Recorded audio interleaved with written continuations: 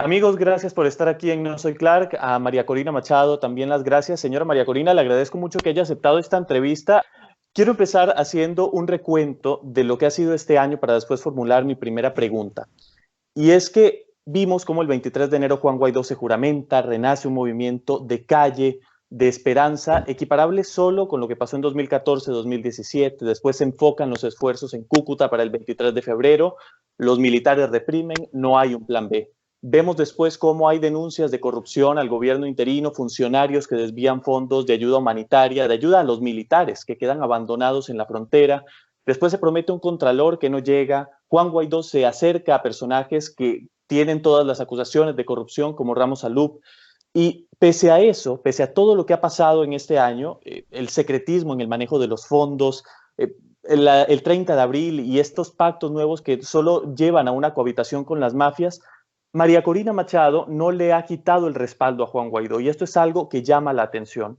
¿Por qué María Corina Machado, que ha respaldado la ruta que se planteó al inicio, que fue cese de la usurpación, gobierno de transición, elecciones libres, que ya no existe, no le quita el respaldo a Juan Guaidó? En primer lugar, porque el respaldo, como bien has dicho, ha sido desde el primer día a una ruta de coraje, a una ruta de desafío y a una ruta cuyo único desenlace aceptable es erradicar las mafias de Venezuela y del hemisferio. Y efectivamente la ruta del 233 reconoce a Juan Guaidó como el presidente encargado que debe avanzar en este camino de desconocimiento de la tiranía y de acumulación de las fuerzas internas y externas indispensables para que esa ruptura tenga lugar. Juan Guaidó sigue siendo el presidente por los venezolanos y por la comunidad internacional, y aunque efectivamente han habido fuerzas que lo han impulsado, alado en una dirección, a nuestro modo de ver, totalmente equivocada, como es los reiterados diálogos, en este caso, este año, Oslo y Barbados, o esquemas de cohabitación como el que se descubrió que estaba en la fórmula del 30 de abril, todavía en nuestro criterio hay la posibilidad de aprovechar todo este momento y el respaldo internacional para retomar el camino inequívoco que establece la Constitución en su artículo 233 y que se manifiesta en el mantra: primero, cese de la usurpación; 2, gobierno de transición; y entonces, en tercer lugar, elecciones limpias y libres. En eso es lo que creen los ciudadanos y en ese camino y esa ruta es nuestro compromiso. Pero, a ver, esta ruta ya está, fue hecha a un lado y nosotros sabemos por su trayectoria que cuando la incoherencia se impone en este tipo de rutas, usted se hace a un lado, como pasó con la MUD en 2017. ¿Hasta cuándo va a estar este respaldo a Juan Guaidó? Es que te repito, el respaldo es con la gente. Y si efectivamente hay fuerzas que intentan sacar al presidente Guaidó de este camino, nuestro deber y nuestra responsabilidad es hacer lo imposible para que el mismo se retome. Y yo con quien estoy y estaré siempre es con los ciudadanos decididos a asumir el riesgo que sea, el costo que sea, para defender la verdad, la coherencia, la justicia y obviamente obtener la libertad. Y nuestra posición es de absoluta oposición a la cohabitación, que es la operación que en este momento se pretende dar en Venezuela por parte de múltiples actores que están en casi todos los sectores de la sociedad y que pretenden hacernos creer a los venezolanos que esta lucha está perdida, que no tenemos fuerza, que la comunidad internacional no va a actuar más y que por lo tanto la única opción es la convivencia y la cohabitación con la tiranía, es decir, el reino de la impunidad, porque aquí hay mucha gente haciendo mucha plata con el hambre de los venezolanos y con el status quo, y obviamente no todos se visten de rojo. Ahora, el 16 de noviembre hay una convocatoria de calle. Usted ha dicho que respalda todo acto de confrontación al régimen que tenga como ruta cese de la usurpación, gobierno de transición, elecciones libres. Al día de hoy, mientras estamos hablando, mientras grabamos esta entrevista, ¿existen las condiciones para que usted salga a la calle el 16 de noviembre? En primer lugar, te recuerdo que el 16 de noviembre fue una fecha que propusieron los trabajadores venezolanos. se enmarca en una agenda de protesta, de lucha, de desafío que ha tenido lugar durante todas estas semanas. Digamos, la movilización política ha estado prácticamente nula. Han estado los trabajadores, empezaron los docentes, el magisterio, se sumaron los trabajadores de la salud, ahora los trabajadores petroleros amenazando con parar completamente lo que queda de operación petrolera en Venezuela. Es decir, esa es una fecha de los trabajadores, que se ha tratado de darle una connotación política que nosotros siempre y cuando sea, como lo he dicho, de forma inequívoca, descartando cohabitación, diálogo y farsas electorales. Así como repudiamos el proceso del 20 de mayo del año pasado, donde a raíz del cual el mundo entero desconoció a Maduro, pues bien, el estar hablando de estas farsas electorales, de lo que sea, desde parlamento hasta juntas de condominio, mientras esté la tiranía y el régimen criminal en el poder, es un engaño y nosotros no nos vamos a acompañar. Muy bien, entonces el 16 de noviembre, de momento, como está la situación, usted no saldría a la calle. Te repito, si la política que se dio es la de aceptar los términos de convivencia y cohabitación, absolutamente no, porque estaría desvirtuando lo que originalmente fue el espíritu de los trabajadores con los cuales yo estoy muy cercana y en comunicación y dándoles todo el apoyo. Ahora, en el Pan Am Post publicamos hace unos meses un reportaje, no sé si tuvo la ocasión de verlo, en el que documenté la relación que hubo entre usted y Juan Guaidó desde años atrás, desde cuando usted era diputada y él diputado suplente. Y había una relación que, en mi opinión, de parte de él era de respeto, incluso admiración, que este año se tradujo en dejarla a un lado. Le pregunto, ¿por qué finalmente, después de que le pidió ayuda a usted en enero, Juan Guaidó decide dejarla a un lado? Bueno, eso es algo que tienes que preguntarle a Juan Guaidó. ¿Y se ha sentido traicionado usted por él? Yo diría que los venezolanos fundamentalmente sentimos una profunda decepción. No necesariamente en el desenlace, joven, porque es muy complejo lo que estamos enfrentando, pero en la falta de claridad, en la falta de transparencia. Nos enteramos recién ahora que han habido conversaciones con los noruegos desde hace más de 7, 8 meses y lo han reconocido. Y nos enteramos la existencia de estos diálogos por las redes sociales. Entonces es la misma de sentir un aliado internacional fundamental como es el presidente Duque y el gobierno de Colombia, cuando estas cosas tienen lugar de manera, digamos, inconsulta, porque aquí todos estamos arriesgando nuestra vida y nuestro futuro, nuestra reputación, nuestra palabra. Son estas cosas las que obviamente generan desconfianza y desmovilización. ¿Que estamos a tiempo de recuperar la ruta? Yo sí lo creo. Hay quienes piensan que no. Yo sí lo creo. Ha habido demasiado dolor, demasiada entrega, es demasiado pérdida en Venezuela y en América Latina. Y hay que ver lo importante que estos, digamos, ya casi 10 meses de este año nos han dejado, que no es poca cosa. Nosotros hemos logrado que se active un grupo, un foro, como ha sido el Grupo de Lima, en posiciones muy firmes y inequívocas, como el 4 de enero. Hemos logrado que no solamente los Estados Unidos, sino otras naciones avancen en una ruta de sanciones claras, firmes, dirigidas a quebrar y cerrar las fuentes de financiamiento ilegal, criminal de esta tiranía. Se ha logrado aprobar el TIAR. Tú sabes muy bien que nos decían que eso era imposible, que eso no iba a ocurrir. Le decían a los diputados de la fracción 16 de junio que la Asamblea Nacional va a aceptar el TIAR. Y a nosotros nos decían, jamás los países de este hemisferio van a aceptar el Tratado Interamericano de Asistencia.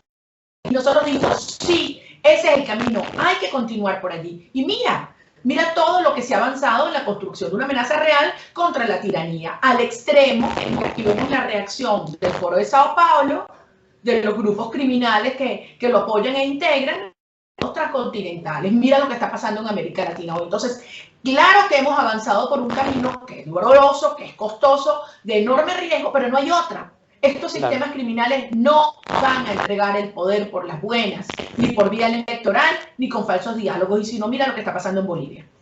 Claro, claro. Ahora, María Corina, en enero se supone que debe haber una nueva votación. Incluso podría haber elecciones parlamentarias adelantadas, pero eso es otro tema. Pero en enero debería elegirse una nueva directiva de la Asamblea Nacional y por ende el presidente de la Asamblea Nacional sería el próximo presidente encargado de no haber cesado la usurpación en ese momento. ¿Apoyaría usted la reelección de Juan Guaidó? Eso tiene que ser parte de un acuerdo político en el cual la reelección va asociada al cumplimiento de la ruta. Y si ese es el acuerdo inequívoco y a desechar falsos diálogos y farsas electorales, la respuesta es sí. Okay. Porque debo decir algo, te recuerdo que la fracción de Julio apoyó y votó por Juan Guaidó como presidente de la Asamblea Nacional de manera condicionada a esta ruta, pero no votó ni por el vicepresidente primero ni por el vicepresidente segundo, por las razones que hoy el tiempo ha comprobado, válidas y ciertas. Claro, hay gente que dice que si no es Juan Guaidó no es nadie. ¿Esto es así? Yo no entiendo el planteamiento. Que si no es Juan Guaidó la solución a este problema, no hay nadie más que pueda traerla. O sea, no hay otra opción que no sea Juan Guaidó. Bueno, la respuesta es hoy el presidente encargado reconocido Juan Guaidó. Y ha costado mucho lograrlo. Y por eso nuestra prioridad es preservarlo. Preservarlo como parte de un camino que fue el compromiso asumido con los venezolanos el 23 de enero y que además se expuso de manera inequívoca en el Estatuto de Transición, que es ley de la República. Un acuerdo como el que plantearon en Noruega viola el Estatuto, porque no plantea cese de la usurpación del régimen, sino la separación de cargo del señor Maduro, cargo que no le reconocemos, por cierto, y la instalación de un gobierno de transición que realmente sería una cohabitación con las mafias. Yo te pregunto a ti, ¿tú crees que si se mantiene el señor Padrino López al frente de las Fuerzas Armadas, Michael Moreno, al frente del Tribunal Supremo de Justicia, y los testaferros del régimen orquestando este gobierno de transición, va a haber una elección limpia y libre que represente la llegada de la justicia, que va obviamente a hacerle a todos los antes mencionados enfrentar sus culpas? Evidentemente no. Venezuela terminaría posiblemente como Nicaragua o con la instalación de un sistema de mafia como el caso ruso. Convertir la transición en cohabitación, en transacción, eso no lo vamos a aceptar los venezolanos. Tenemos tiempo para una pregunta más y quiero preguntarle, hay muchos pronósticos al respecto de que este movimiento va hacia la extinción, que Juan Guaidó simplemente ya no va a lograr sacar gente el 16 de noviembre y que ese sería el fin de este momento político que fue el 2019. Vamos a poner el escenario peor, que sería este, en el que Juan Guaidó se extingue, simplemente muere el movimiento de él. Le pregunto, ¿usted se siente en la capacidad de liderar un movimiento social de fuerza que finalmente, de calle, que finalmente lleve al fin de la dictadura? Hay un error de fondo en tu planteamiento, que es hacer sentir que estos movimientos han dependido de una persona. Y eso es un gravísimo error. Por supuesto que los líderes, digamos, que asumen la vanguardia son fundamentales. Pero está claro en Venezuela que la fuerza viene asociada a la expectativa inequívoca de la sociedad venezolana, respeto a la palabra, a los acuerdos y obviamente al propósito. Y la sociedad venezolana, te lo digo yo, de arriba abajo todos los días. Estoy saliendo ahora para recorrer los llanos y la región, además fronteriza de Apure, donde todos sabemos que está allí plagado de la guerrilla colombiana y el terrorismo destructivo de mi país. Y ahí voy a escuchar a la gente, te lo digo, en esas zonas cruciales, donde críticas, donde alzar la voz puede representar perder la vida, allí está la ciudadanía venezolana de pie. Pero va a acompañar digamos, con la movilización y la energía y la fuerza que hemos visto en estos años, cualquier mecanismo que no implique una nueva traición o una nueva, digamos, desengaño. Ya son muchas veces, no es solo este año. Pasó en el 2013, pasó en el 2014, pasó en el 2016, pasó en el 2017. Todos desembocaron en falsos diálogos con los mismos actores. Entonces la gente te dice, ya no más. En conclusión, con relación a todas las movilizaciones que tienen lugar en Venezuela y en particular la del 16 de noviembre, los trabajadores, los ciudadanos tienen todo mi apoyo, todo nuestro acompañamiento y obviamente si se le da una participación política, la respaldaremos siempre y cuando sea para una ruta de enfrentamiento firme y claro, decidido a la tiranía y de jamás aceptar algún esquema de cohabitación. Muy bien. Señora Machado, le quiero preguntar por lo que está pasando actualmente en la región. Vemos que hay acusaciones, por supuesto, más que comprobadas de una injerencia chavista en todo lo que sucede en Chile, en Ecuador, y por supuesto estamos preocupados en todos los países de lo que pueda suceder. En Argentina había un momento delicadísimo con las elecciones, lo que acaba de pasar en Bolivia, se robaron las elecciones. El planteamiento que usted ha hecho es una cumbre de presidentes. ¿Cómo va esto? Sí, porque más que preocupados hay que estar ocupados.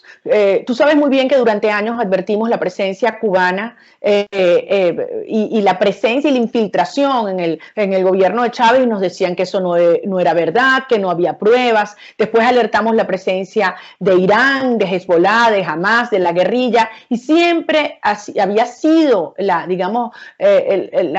opinión pública internacional de minimizar y descartar la operación, digamos, del crimen transnacional en Venezuela con el tutelaje cubano para expandirla a toda la región. Bueno, con lo que ha ocurrido en estos días ya nadie lo puede negar. Como bien dices, fueron muchos años y meses advirtiendo a los propios gobiernos de Colombia, de Ecuador, de Chile, de Argentina, lo que se estaba tramando, incluso con la reunión del Foro de Sao Paulo el 25 de julio, que fue aquí en la ciudad de Caracas. Ahora, ya está claro que estos criminales están dispuestos a hacer lo que sea para desestabilizar las democracias liberales y para robarse las elecciones. Por lo tanto, los pueblos de las Américas necesitamos de los presidentes y de los gobiernos democráticos una respuesta firme, pero además urgente, de decirle a los ciudadanos, aquí estamos unidos, el mal se organiza, pero el bien, la democracia y la justicia también,